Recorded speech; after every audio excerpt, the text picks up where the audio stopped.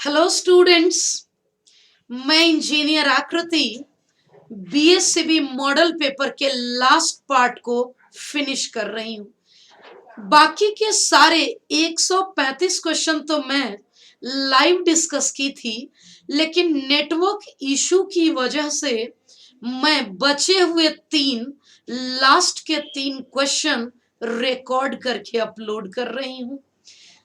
जो बच्चे ये वीडियो देख रहे हैं और बिहार बोर्ड के स्टूडेंट हैं, उन्हें मैं रिकमेंड करती हूँ कि पीछे के 6 सॉल्यूशन, ऑल 100 ऑब्जेक्टिव, 2 मार्क्स के ऑल 30 क्वेश्चन, लॉन्ग आंसर्स के बचे हुए 5 क्वेश्चन जरूर देखें, क्योंकि बिहार बोर्ड के लिए ये बहुत इंपॉर्टेंट है, वेरी वेरी इंपॉर्टेंट है।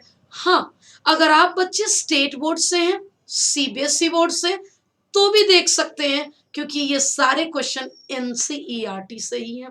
तो चलिए अब हम लोग अपने स्क्रीन पे चलते हैं। मैं बात कर रही हूं बिहार बोर्ड मॉडल पेपर की, और उसमें भी नॉन ऑब्जेक्टिव टाइप क्वेश्चन अब आपके सामने है।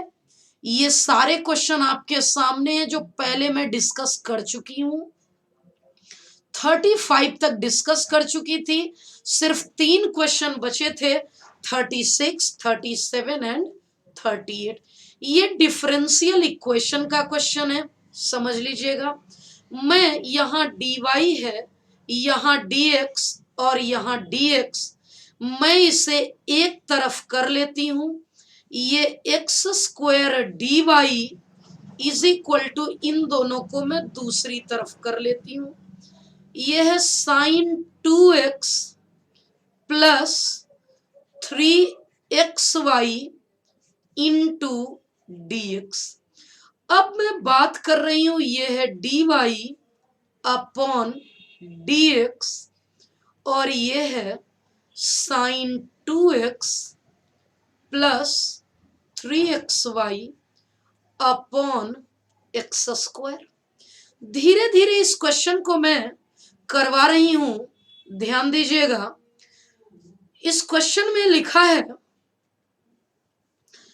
मैं ये वेरिएबल सेपरेबल भी नहीं है, होमोजीनियस भी नहीं है, मैं इसमें इसे लीनियर में कन्वर्ट करने जा रही हूं। ये sign 2x upon x square है, और जैसे ही मैं इसे 3xy अपॉन एक्स स्क्वायर करूंगी, ये x और ये x कैंसल्ड आउट हो गया। dy upon dx sine 2x upon x square plus 3y upon x हो चुका। अब मैं इसे इस तरफ ले आती हूं, dy upon dx minus 3y upon x is equal to sine 2x upon x square. अब ये हमारे प्रॉपर फॉर्मेट में आ चुका है। मैं बता दूं आपको कि अपना प्रॉपर फॉर्मेट क्या, अपना लीनियर डिफरेंशियल इक्वेशन का प्रॉपर फॉर्मेट है P Y equal to Q. Y के कोइफिशिएंट को पी कहते हैं, यहाँ वाई का कोइफिशिएंट है -3 अपॉन एक्स। मैं क्यू कहती हूं टर्म्स इन आरएचएस को, ये आरएचएस का टर्म हमारा क्यू हो जाएगा। अब इंटीग्रेटिंग फैक्टर की बात कर लेते हैं। इंटीग्रेटिंग फैक्टर होगा e to the power p dx। p की वैल्यू है -3 इंटू dx। -3 कांस्टेंट हो जाएगा। अच्छा, एक चीज और, शुरू में ही मैंने मिस्टेक किया, जब ये प्लस दूसरी तरफ जाएगा तो यहाँ माइनस हो जाएगा, यहाँ माइनस हो जाएगा, यहाँ माइनस, यहाँ माइनस, और इसलिए यहाँ प्लस, यह भी प्लस और यह भी प्लस। अब मैं p की वैल्यू है 3 अपॉन एक्स dx। मैं बात कर रही हूं 3 constant dx upon x। dx upon x हो गया log x। अब ये 3 को मैं ऊपर भेज दूं, क्यों? ताकि e और log कैंसल हो सके। हमारा इंटीग्रेटिंग फैक्टर आ गया x क्यूब। अब हमें सिर्फ और सिर्फ सॉल्यूशन लिखने, क्या हो जाएगा? अगर मैं रिक्वायर्ड सॉल्यूशन की बात करूं तो हमारा रिक्वायर्ड सॉल्यूशन है y into integrating factor q into integrating factor into dx। Integrating factor है x क्यूब। अगर मैं q की बात कर लूं तो यहाँ q था हमारा ऐसा, sign 2x upon x square, और ये रहा एक्स क्यूब। अब हम लोग अगर इसे कट करें तो बचेगा क्या? एक्स स्क्वायर से एक्स क्यूब को कट करूंगी, बचेगा सिर्फ और सिर्फ एक्स। अब तो बच गया इंटीग्रेट करना। आइलेट रूल कहता है ए अलजेब्रा टी ट्रिगो, पहला कॉपी। ये एक्स अलजेब्रा है, साइन 2x ट्रिगो है। आइलेट रूल क्या कहता है? अगर दो फंक्शन है आपके पास इंटीग्रेट करने को, तो पहला कॉपी दूसरा इंटीग्रेट माइनस पहला डिफरेंशिएट दूसरा इंटीग्रेट का होल इंटीग्रेट। अब सुनिएगा, पहला कॉपी दूसरा इंटीग्रेट माइनस मैं पहले को डिफरेंशिएट कर दी और दूसरे को इंटीग्रेट कर दी का होल इंटीग्रेशन। अब समझ लेते हैं, एक्स कॉपी बंडल साइन का integration minus cos 2x, bundle का डेरिवेटिव 2, इस x का derivative 1, sine x minus cos 2x upon 2। अब next step, minus x upon 2 cos 2x plus 1/2 constant cos 2x dx का integration, minus x upon 2 cos 2x 1/2 इस cos का integration sine upon 2 plus c, और इस तरफ था y into x cube, और यही हमारा परफेक्ट आंसर आ गया। ये लॉन्ग क्वेश्चन था, इसलिए डिफरेंशियल इक्वेशन का था। अब 37 नंबर क्वेश्चन, यह भी लॉन्ग है। 37 करने से पहले मैं 38 करवा देती हूँ, क्योंकि ये सिंपल क्वेश्चन है। यह भी लॉन्ग क्वेश्चन है, समझिएगा। There are 2 pack of card, 2 pack है कार्ड का, यानी स्टॉक में अपने 2 कार्ड हैं। 52 कार्ड्स पहले स्टॉक में भी है और 52 कार्ड्स दूसरे स्टॉक में भी है। 1 card is drawn at random from each pack, प्रत्येक पैक से एक कार्ड निकाला गया है। इसकी क्या प्रोबेबिलिटी है कि दोनों कार्ड ब्लैक ही हो? एक काम कर लेते हैं, सुन लेना है।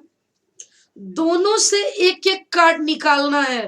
अब आप समझिएगा, अगर मुझे दोनों से एक एक कार्ड निकालना है, मैं क्या करूंगी?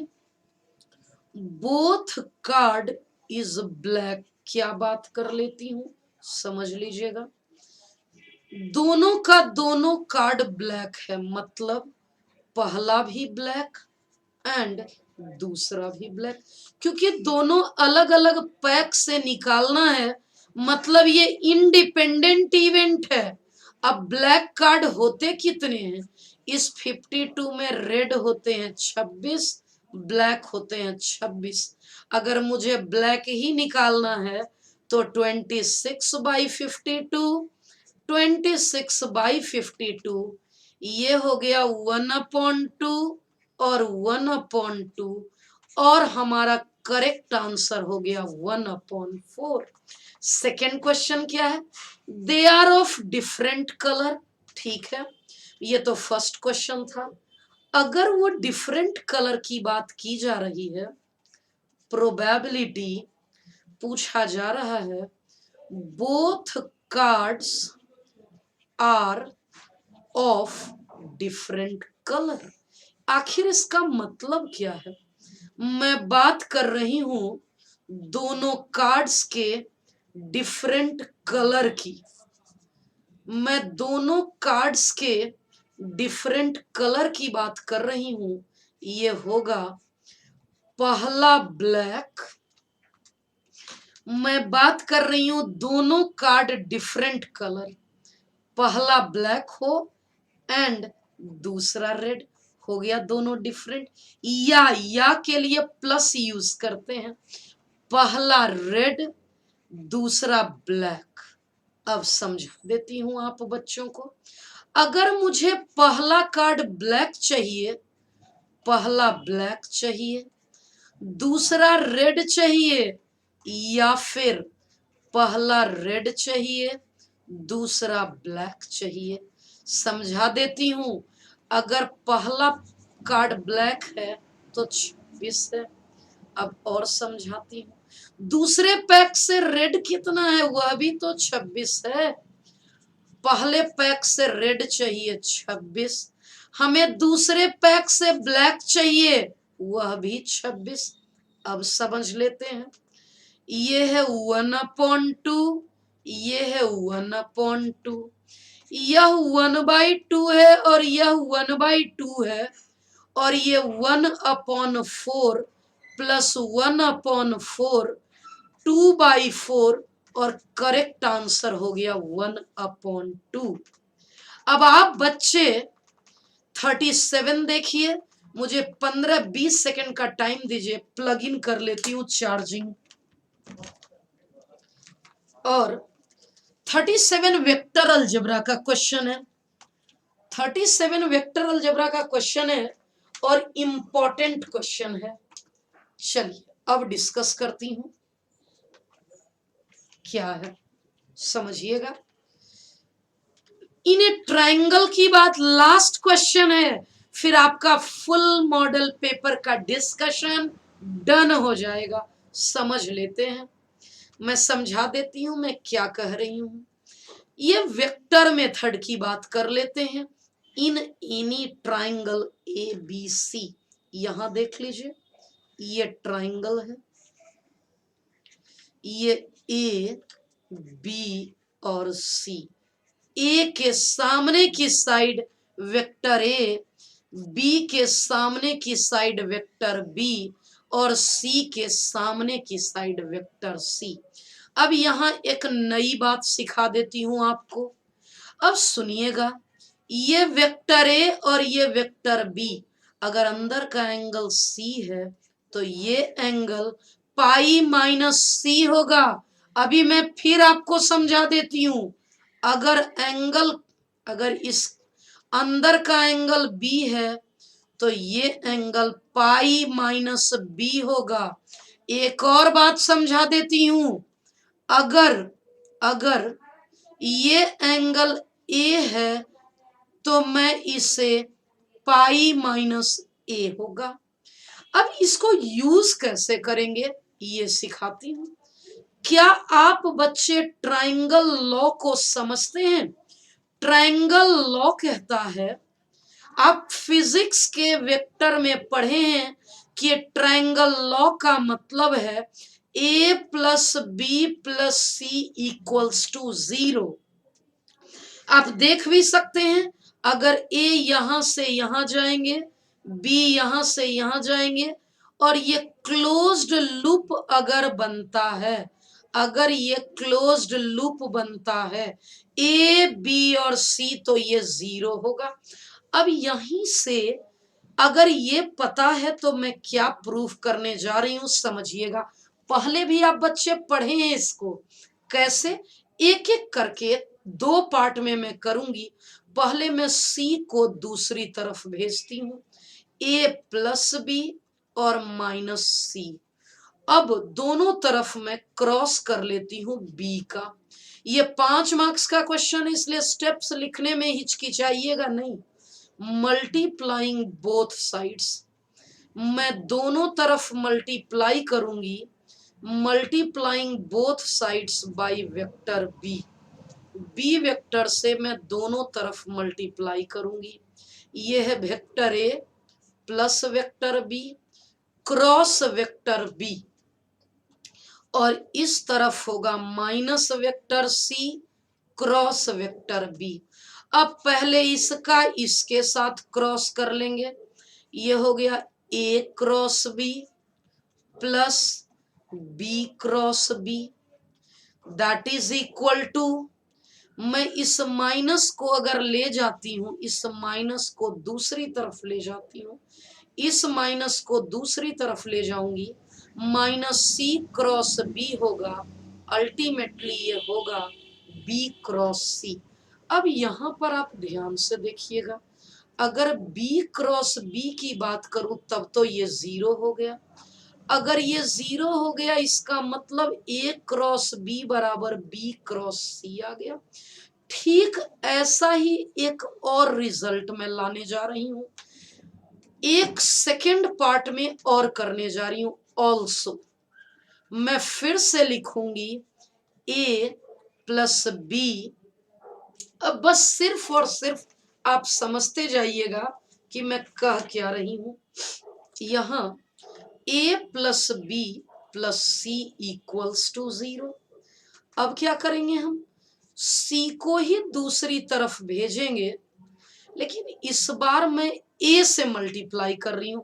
लास्ट टाइम मैं बी से की थी दोनों तरफ क्रॉस, इस बार मैं ए से क्रॉस कर लेती हूं। क्या रिजल्ट आएगा देख लेते हैं। माइनस सी क्रॉस ए, मैंने क्या किया, vector A cross vector A. फिर से मैंने क्या किया, vector B cross vector A, और ये हो जाएगा माइनस की वजह से ये इंटरचेंज हो जाएगा, इस माइनस की वजह से ये इंटरचेंज हो जाएगा।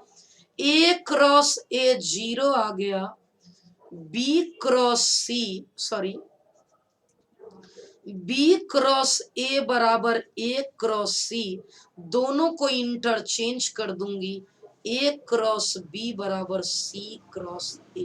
अब आपको बता देती हूं मैं कहना क्या चाह रही हूं। मैं चाह रही हूं कहना, ये है इक्वेशन 1, ये है इक्वेशन 2, 1 एंड 2, फ्रॉम 1 एंड 2। समझिएगा क्या कह रही हूं।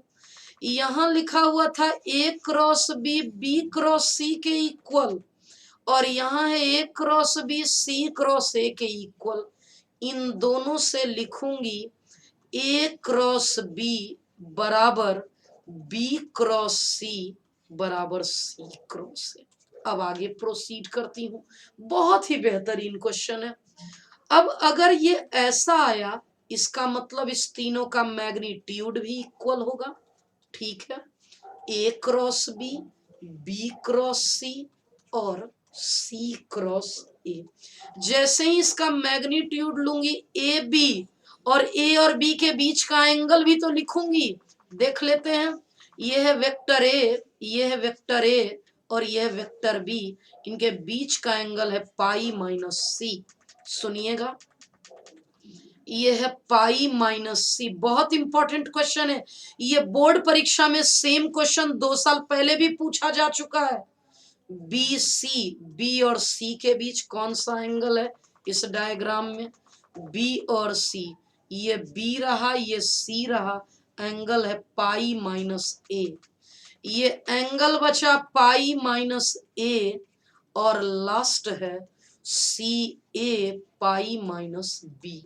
अब समझाती हूं, ये पाई माइनस थीटा होता है साइन थीटा, ये हो गया ए बी साइन सी, और ये हो गया बी सी साइन ए, और लास्ट लाइन अब क्या करूंगी, तीनों तरफ ए बी सी से डिवाइड कर दूंगी, तीनों तरफ ए बी सी से डिवाइड कर दूंगी।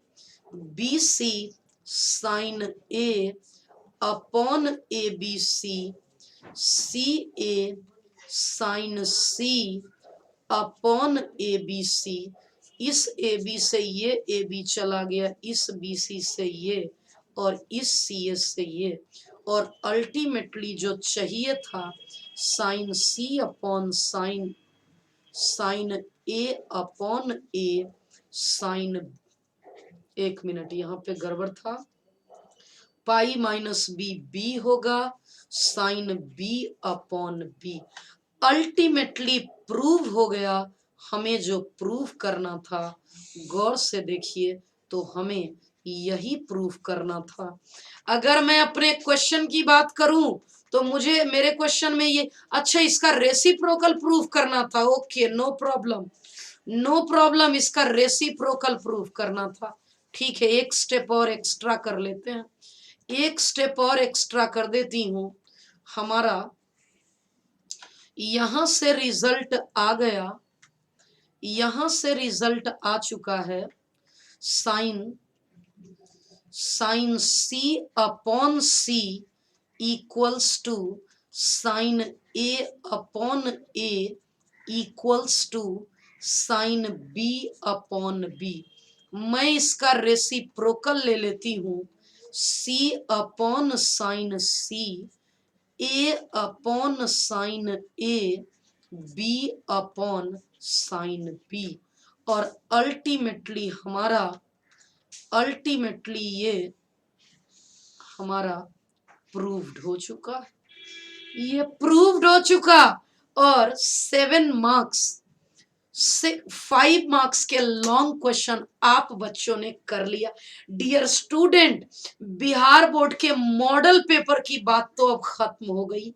अब मैं आपसे बात करना चाह रही हूं कि अब आगे हम लोग लाइव डिस्कशन में क्या करेंगे। पहले तो मंडे और फ्राइडे कमिंग वीक, यानी सिर्फ एक वीक, और मैं वही डिस्कस करूंगी जो कर रही थी, कैलकुलस, डिफरेंशियल कैलकुलस। बीच में वेडनेसडे है अपने पास, वेडनेसडे को मैं इंपॉर्टेंट ऑब्जेक्टिव 500 ऑब्जेक्टिव का टारगेट लेती हूं, और जल्दी से जल्दी एकदम क्विक वे में फास्ट 50-50 ऑब्जेक्टिव लगातार 10 दिन मैं आपको करवाती हूँ। 50-50 ऑब्जेक्टिव लगातार 10 दिन करवाती हूँ, पूरे के पूरे 500। आप में से कौन से बच्चे VVI ऑब्जेक्टिव 500 क्वेश्चन में इंटरेस्टेड है, इस बात की डैम श्योर गारंटी है कि उस 500 क्वेश्चन में ही आपके बोर्ड परीक्षा के टोटल 100 क्वेश्चन रहेंगे। तो आपका कमेंट बहुत इंपॉर्टेंट है, जरूर कमेंट करिएगा। अब हम लोग मिलेंगे लाइव डिस्कशन में मंडे 9 PM। Thank you.